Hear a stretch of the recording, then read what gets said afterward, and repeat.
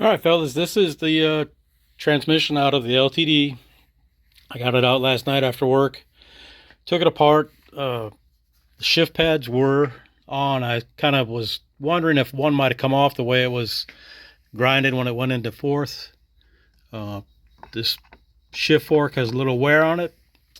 Not sure if that's an issue. I sent pictures to the Chad and Rod. They both said it didn't look like an issue to them, so what I'm going to do is put it all back together, and then I've got the new bearing retainer. It's all steel, and I did notice that the whenever they put the seal in, it wasn't like flush. It was kind of cockeyed, so I got that straightened out.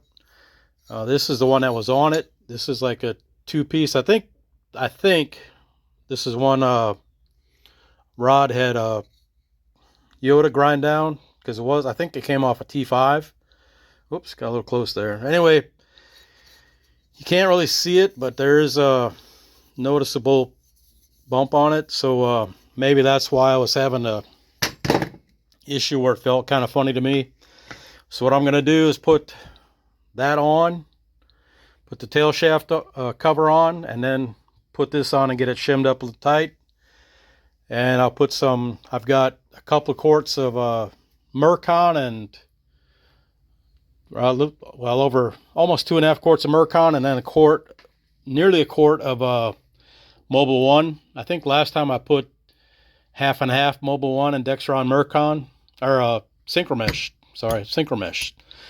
So supposedly, I have not verified it myself, but supposedly sometimes the synchros can be such that if it's really, the lubricant is really slippery, for lack of a better term, it will cause issues with the synchros. I know guys heard of guys and read on the interwebs that guys have had issues with Royal Purple or Amsoil, or it's just a little too slippery and the synchros don't work right. However, I don't know how that's supposed to work, but that was the explanation by one of the internet experts, and so I guess we're going with that. So anyway, I'm going to try putting this all together. I will not have the camera set up or anything like that because it is aggravating and I don't have the right touch for it yet. But so far, like I said, everything looks good. The only question was that fork, and that's supposedly not a big deal. So we're going to put it back together and send it. I will let you know how it works out later.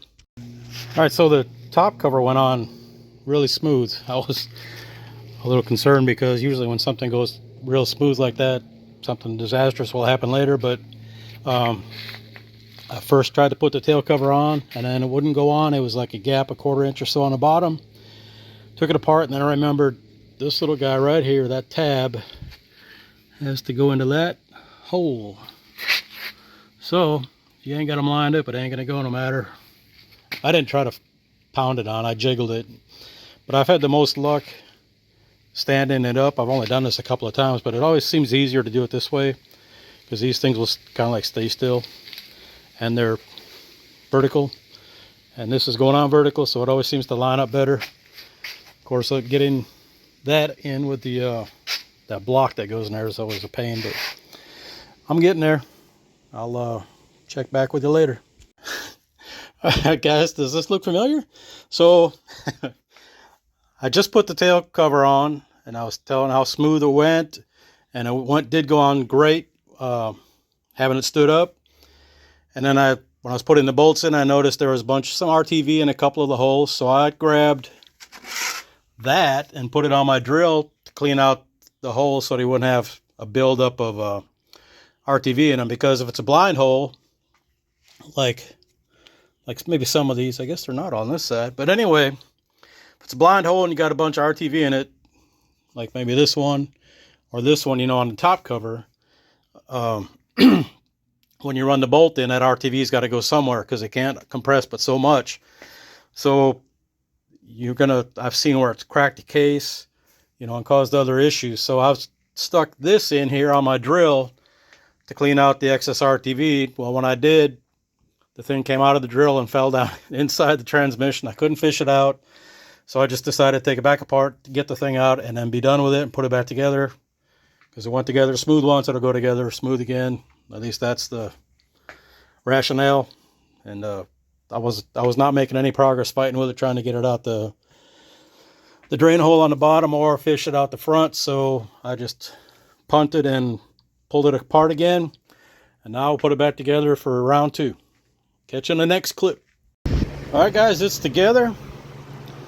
Got the new throw bearing retainer on, or throw bearing retainer, forward bearing retainer I believe it's called, on there. Everything went together pretty smooth. I ended up having to put a with the other retainer, it had like a 50,000 shim on it. It's this one here. I measured them all, laid them out, so I got like 8,000, 9,000, 10, 11, 12, 13, and 50. The rest are in here. It had, like I said, it had a 50,000s with the other retainer. This one only needed about 42, and it turns decent. I think Rodney likes them just a little bit snugger, but I got a drive shaft forward yoke in here. This makes it when I put it in. So when I've got it in fourth now.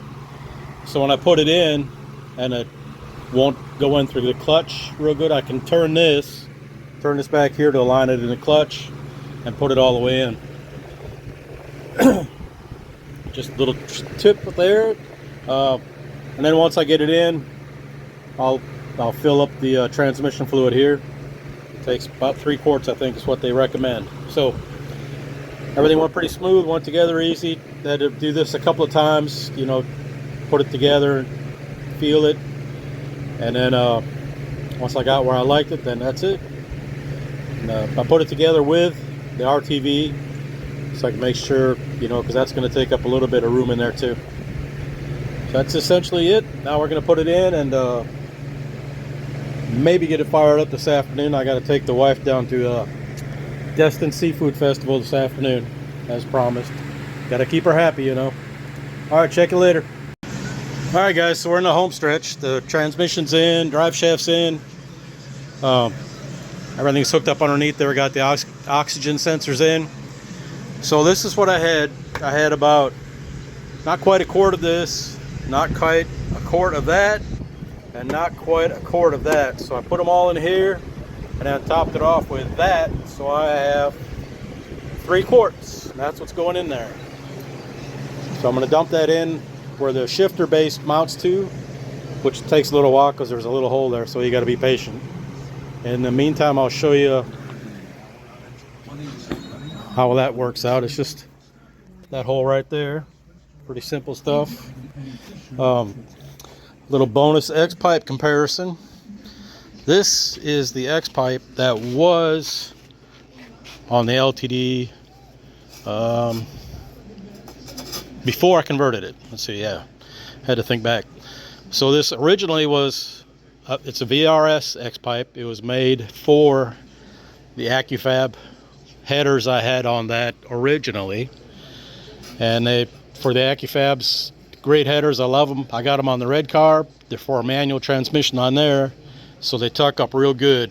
On the for the AOD or the 4R I had in here, they bring them down a little lower because the transmission's so big. The trans tunnel is small, so there's not a lot of real estate there. So what they do is drop the headers down for the automatic transmissions. So that they were rubbing, as you can see. Even after I took the AccuFabs off, I sold them to Michael. And I bought Mac long tubes, and I put them on here. So I ran those. They were fine. The AccuFab sounded a little better because it had the radial, you know, the headers, tubes go into the collector in a radial pattern according to the firing order. And these, the Macs didn't. So anyway, this is VRS. You can see how the tubes go in to make the X. And this is an actual Dr. Gas kit I bought. I think it was like 150 bucks for the kit. And then I had to buy these ends also, because they don't come, you know, that are flared or for the male and female ball socket, they just got pipe. So I took this up to Jeff and he put it all together. It worked pretty good. I had a couple spots where he missed the weld in it, so I was getting little pinhole exhaust leaks, which I really find annoying. Some guys, exhaust leaks ain't a big deal for them, but I don't like them. And that being an LTD LX, which at the time it was made was like the premier personal sport sedan, so I can't have exhaust leaks on here. So the other thing I do is I use this stuff, the orange ultra copper. I put that in here on both ends, the male and female ends, and before I put it in, get that on there, get it all nice and snug, and then I let it sit like overnight or whatever, and so I don't have any exhaust leaks. I just give this a shot of paint. This stuff, not the best, but if when I start it up, you know, when I first started, I let it run for like a minute, and then let it sit for half an hour, and then run for a couple more minutes. Cycle it a few times before I run it real long time. The paint will hold up pretty good.